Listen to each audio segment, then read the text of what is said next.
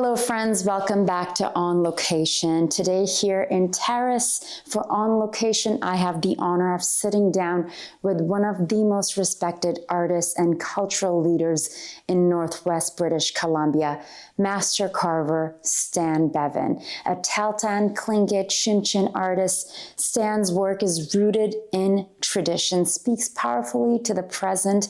As a founding instructor at the Freda School of Northwest Coast Art, he has helped mentor a new generation of Indigenous artists, keeping carving traditions alive through storytelling, precision, and spirit. His pieces have been displayed across the country, but his greatest legacy may be the impact he's had in the classroom, in the carving shed, and in the hearts of his community. We're here in Terrace, surrounded by the land and energy that inspires Stan's work, and I can't wait to learn more about his story, his vision, and his journey. Let's get started. Stan, thank you so much for welcoming us. Thank you. Pleased you were able to make it. Thank you. Well, let's start from the beginning. What were some of your earliest memories of carving and of being around art that perhaps intrigued you? I got to watch my Uncle Dempsey carve when I was a young teenager, and my opportunity came when I went to Prince Rupert, because he was living in Rupert and I lived in Terrace, and he was putting on a workshop for drawing. So that was my first introduction to the art, was taking a weekend of drawing classes. And then every once in a while I'd go down, he'd be working on a pole, and he'd get me to use the knives a little bit. And the very first experience of working on one of his poles, I sliced my thumb. So it wasn't a good experience for the first time working on a totem pole, but I had later chances to work with him after I came out of the Gittenmack School of Art in Hazelton. So when I turned 18, I had the opportunity to go to school in Hazelton, and that was a year of learning the basics, the fundamentals of Northwest Coast art. And then I was able to work with my Uncle Dempsey, and then I had the opportunity to learn tools, design, working with wood. And then when I got to work with my uncle, he invited me to Ketchikan, Alaska to work on a 30-foot totem pole.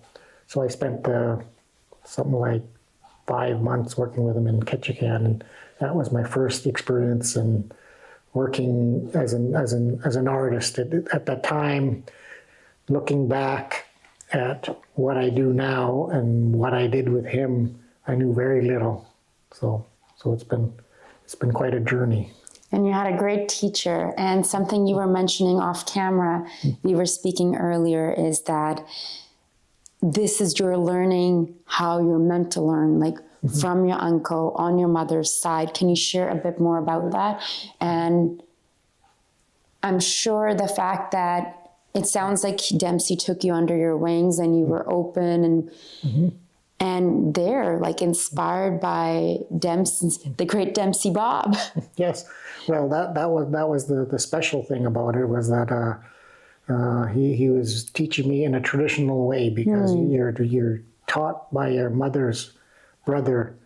Traditionally, you're taught by your mother's brother, your uncle, because you're taught that because they have the same history. So not only was I being taught carving, I was also being taught the history of our family, the history of our stories. So I was very fortunate in that.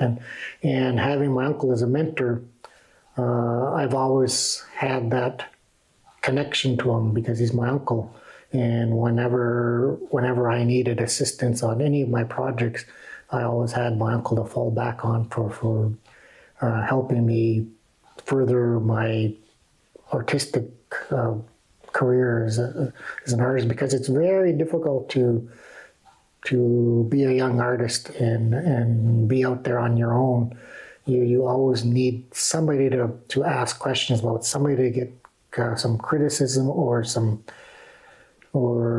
just show how things work. And so I've always had that opportunity, and I always respected my uncle for helping me and giving me that knowledge that helped me in my career as a young artist. And I can see both your and Dempsey's passion to learn but also to help others, which we'll get into later on. But I see that how much that has impacted you. And I would love to hear what it was like, you know, when you're mentioning working on your first like 30-foot pole, like with Dempsey. Obviously, times have changed, you know, even the last couple of years in front of our eyes. What was it like for you then to be an Indigenous artist, to share your stories, to share your culture? Walk us through that. Well,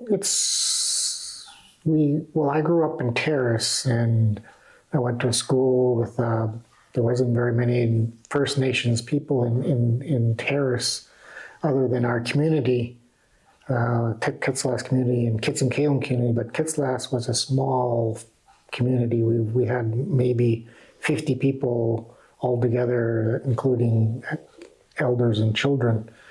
So when I went to school, there was no real culture around, like other than what we did as a family. So it took me to understand what traditional was, because when I started carving, I wanted to understand what traditional life was, what traditional living was, because I felt that I didn't live it when I was growing up. But then when I started figuring it out, I realized I lived it, because we just live it in a different way. But our values and the way we do things, or the way we do things now, are related to what my grandmother and my great-grandmothers were taught and passed on, which was passed on to me and my sister. Thank you for sharing that. How do you see art as a vehicle for telling and sharing truth, especially those that weren't allowed before in this country?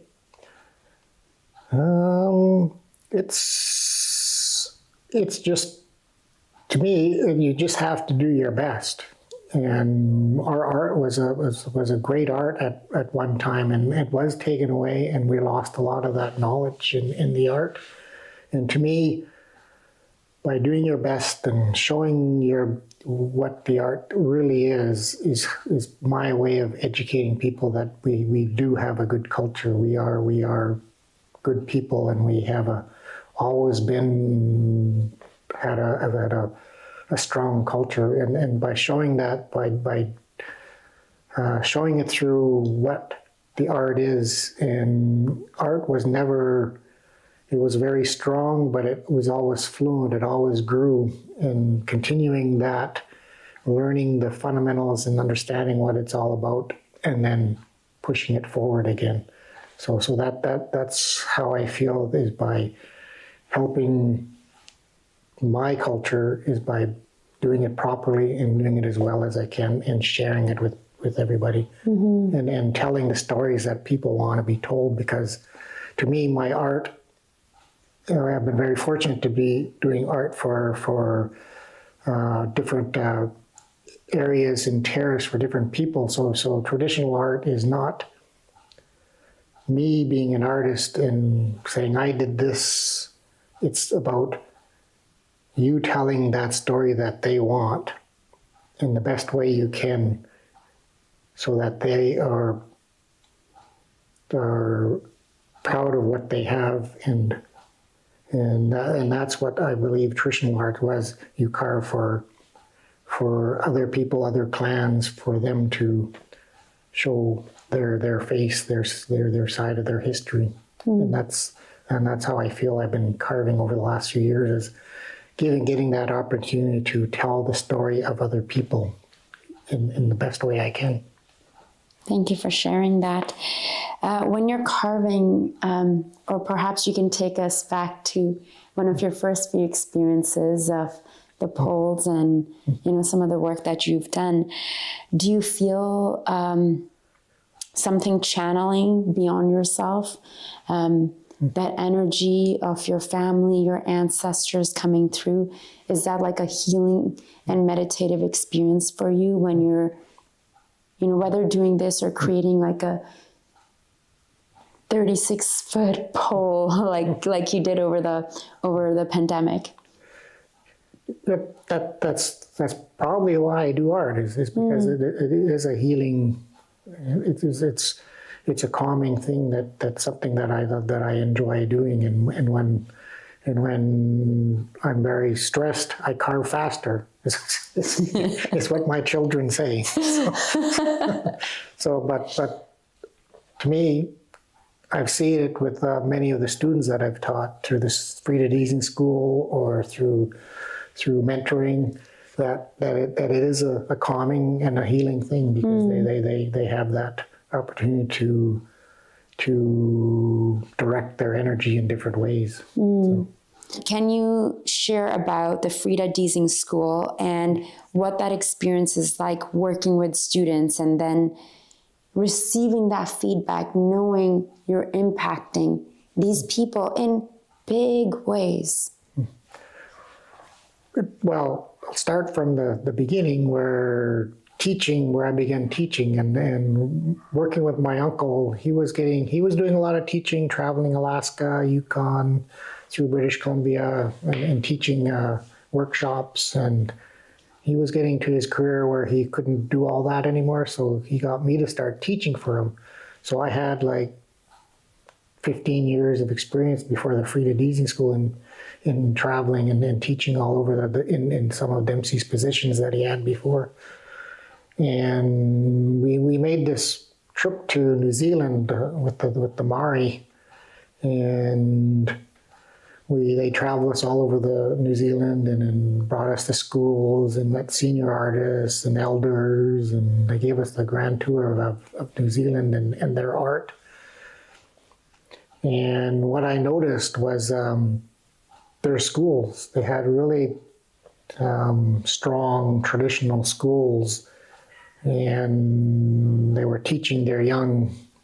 And when we came back, it was something in my mind that would be something that I would like to do, is to teach.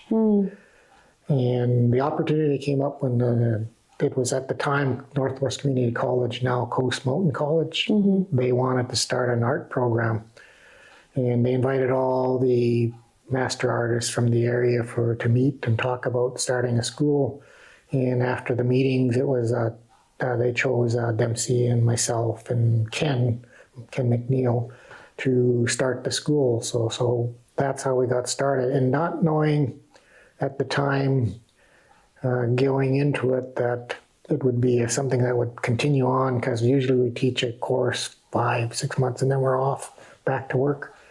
This turned into for me, 15 years of teaching. Wow. I took 15 years out of my carving to teach, but I enjoyed teaching. I really, really enjoyed teaching. I enjoyed getting it organized properly so that the students got a well-rounded art education.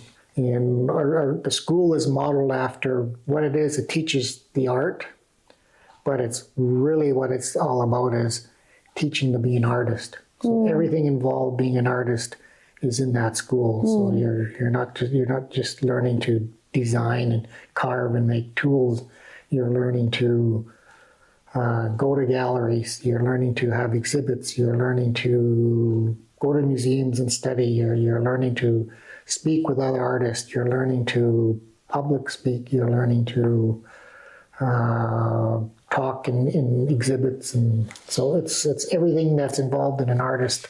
You've been a big, massive part of this shift when it comes to Indigenous art and how it's viewed, not just in Canada, but around the world.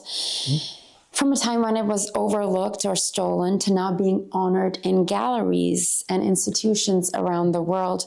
How does it feel for you personally to see that change? It's satisfying, because it's when I first started, my uncle was further ahead, and he was one of the pioneers of bringing the art into galleries. But when I started, there was nowhere to sell. I had I wanted to be an artist with with no known career to be an artist for Northwest Coast. So by all my learning from 1980 to 87, there was no real galleries that you could sell to, but I just did it. Wow. And with no like future, but can you tell me a little bit about that? Like, did you just feel this calling inside of you that said something is going to happen? There's going to be a path is going to appear where there is no path right now. That was in the back of her head, yes, that something will open up. But other than that, we just did it for the love of wanting to learn and knowing that our uncle was very enthusiastic about being an artist. And he was making a career in his own way. And we just followed along with him.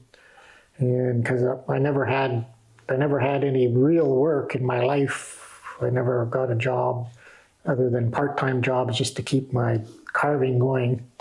And then it was in 1987, my uncle phoned me up and said, there's a big show in Vancouver. It was one of the first shows by the Inuit Gallery. It was called Hands of Creation, in which there were all the major artists at the time were being shown in this exhibit. There was a Bill Reed and Robert Davidson, Joe David, all the big guys like my uncle at that time. And so I was working here, building these houses that I'm living in.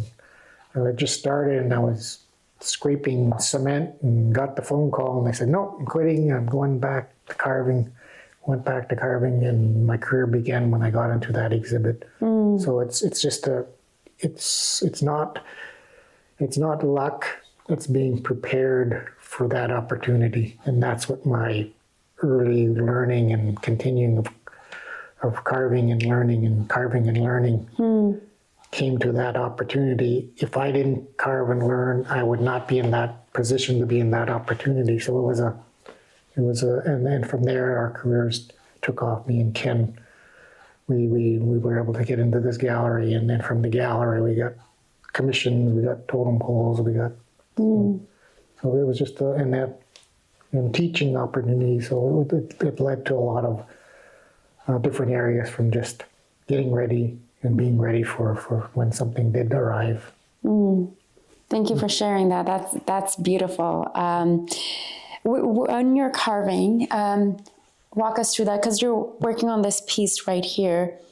How long does something like this take you to create? This is a commission piece. Well, it takes months and months and maybe years, because this one is a commission from almost 2 years ago. Okay. But there's so many work that happens, doing different projects all the time. And I've been working on totem poles. So I had to put this aside. So I'm back on this again. So this is probably like 2 or 3 months of work involved in that. But it could expand over years of doing a project, because and sometimes those years help because the knowledge you gain from the other experiences go into the new piece. So like you could be working on printing something or a totem pole, and you get an idea that you want to incorporate in a commission. I believe it was Dave Gordon here, locally city councillor. We were talking about the Terrace art scene and what he was telling me, and he's like, how your stuff gets sold in the studio. It doesn't even make it to the gallery. It gets sold here. Yes. What does that feel like? Do you have moments of sitting with you, you seem so just devoted to the work, passing the knowledge. The students your life is encompassed in the art. But are there moments that really hit you and you think of the younger you, or perhaps, 50 years ago or 100 years ago, that someone who maybe had the same skill set as you would not have had the same opportunities that you're getting now? Do you think about that? All all the time. Yeah. Yeah, because you're always thinking, and that's why you're wanting to learn more, because the minute you stop learning is the minute your art stops. Red cedar, you got to sharpen continuously your knives, because red cedar's got there's something in red cedar that dulls your knife continuously. So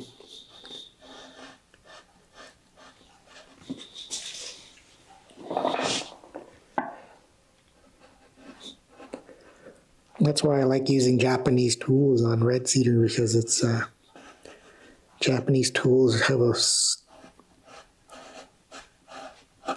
harder edge, and they hold a sharper edge longer. And they can get these fine details because they got finer, sharper tools. You can get it with other tools, but I just prefer the Japanese.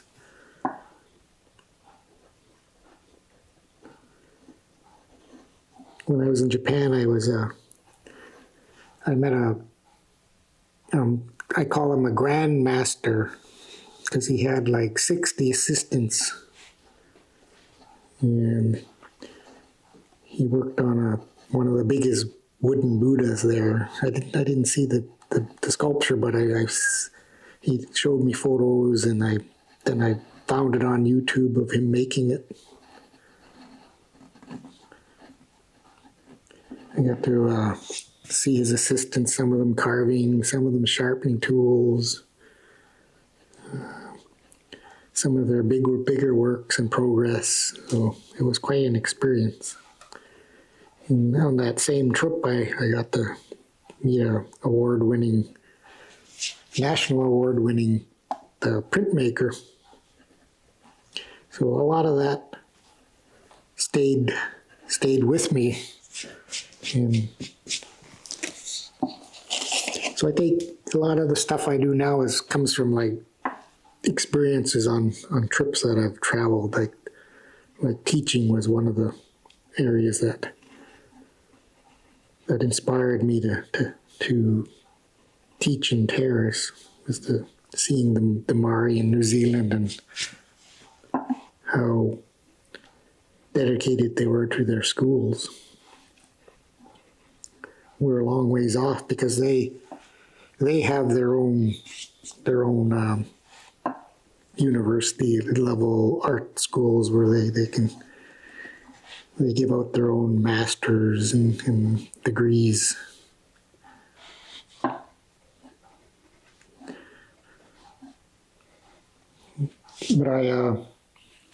with that in mind, I worked with one of our alumni. She had gotten her bachelor's, and she was a very talented, organized young artist. And her husband, he was an artist too. He also came from the school. And I sought him out because I seen his talent in teaching, and brought him on board to teach. He's now a teach instructor at the school, Nathan Wilson. And his wife, Nikita Trimble, she's the new coordinator. And what I really liked in seeing what she was doing was she had got her degree in art, got her bachelor's, and then she immediately went off to get her master's. And I was very pleased in that, because I wanted the school to have that level of expertise, or that respect of expertise as an instructor, having a degree, having her master's, so and she has academic knowledge that she can put towards developing the school in further ways. And so she is doing that now, and and using her knowledge in advancing the school. So I think we're going to get to that level as long as we have this dedication of young artists in bringing the art and teaching to a different level. So we may get to that level of what the Māori have in years to come, because if she can pass what she's doing on to the next instructors and that continues on, we can have that chance of our artist having degrees, our own degrees.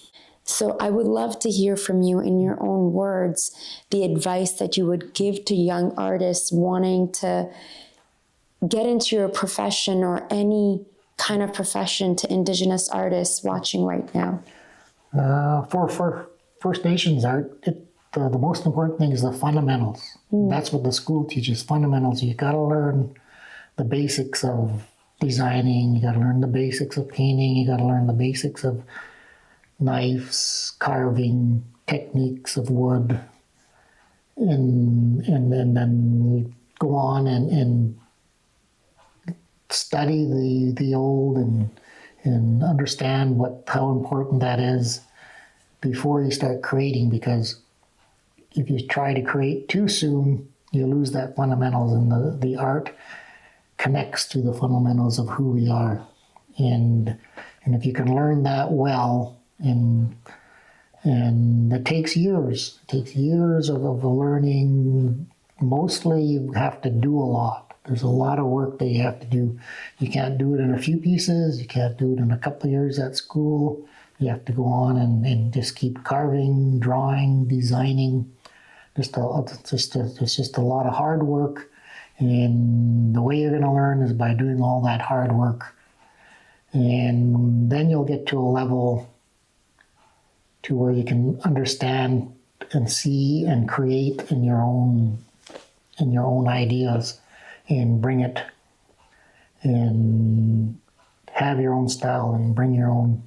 And it's a lifestyle. It's a tough lifestyle, but it can be done. It's just a matter of you wanting to do it, and it all starts from the fundamentals. Yeah. What do you think is still missing from how the public or institutions engage with Indigenous art? What would real respect look like?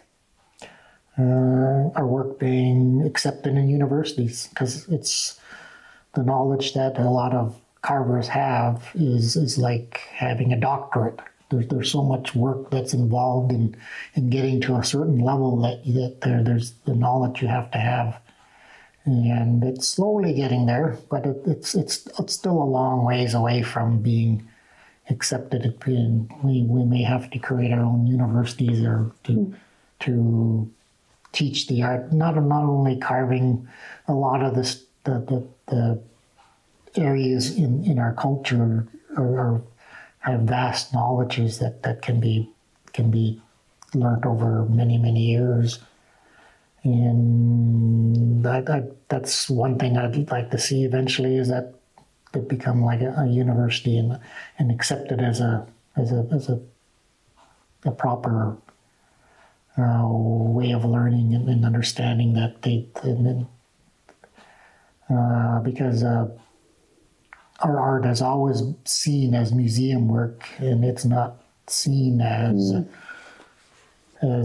being in a gallery or art. It's more as something from the past. But what art really is, and what I've experienced over the last few years, art is what we're doing now. Our new art is saying who we are now and how we live, and this will be passed on to our children. And that's what I'm enjoying about working now, is that I'm working on things that are connected to who we are now. I'm not recreating the past. I'm creating a future for our children in the art. Before I let you go, is there anything else that you would like to share with young artists and with our audience? Well, my advice is to make it, if you're going to be an artist, make it your life. You have to be dedicated to being an artist. You have to live it day in, day out. And it becomes not a job, it becomes fun. You look forward to working on finishing up your projects, starting new projects, and make sure that you find a mentor, make sure that you're continuing to learn, and most importantly, learn your fundamentals, and you can have a good career as an artist. And I've seen through our school, Freda School, many go on to be successful artists through our school. And if you're interested in art, definitely think about the school. If you could say one thing to your ancestors, what would that be? I hope I'm on the right track, and I hope I'm continuing the legacy of traditions and values that I can leave for my children and grandchildren and the next generation to be able to learn and grow from. Thank you. Thank you so much, Stan, for welcoming us here on a Sunday morning. And I feel very honored to be sitting here in this space with you. Thank you for welcoming me into your home studio and for sharing your story, your time, and your energy. Oh, well, thank you for fitting me into your busy trip. So, it is my honor to be here. It is my honor to be here. You're welcome to return anytime. We can. Thank you. I would truly appreciate that. I will be coming back to Terrace, and I hope to understand more of the land here, of the culture, and to share those stories, because I think sharing these stories like this is truly powerful. This is how I learn in this space, and hopefully our audience who is watching as well. I think conversations are truly powerful, and we're so honored to have you with us. Thank you. Yes, and when you do return, I'd like to show you the school and some of the areas that we've worked in over the years. So that would be remarkable. It would be my pleasure. Stan Bevan's work reminds us that true artistry is about more than just skill. It's about carrying history, honoring identity, and lifting others along the way. As a carver, mentor, and cultural teacher, he's helped shape not just wood, but lives. His quiet leadership and creative legacy will echo for generations to come. We're very grateful for Stan Bevan, for making time, for sharing his heart, his wisdom, and his powerful connection to the land and his people with us. Until next time, I'm Zara Durrani, and you're watching On Location in Terrace, brought to you with the support of Tahltan Story Hive. I'll see you soon.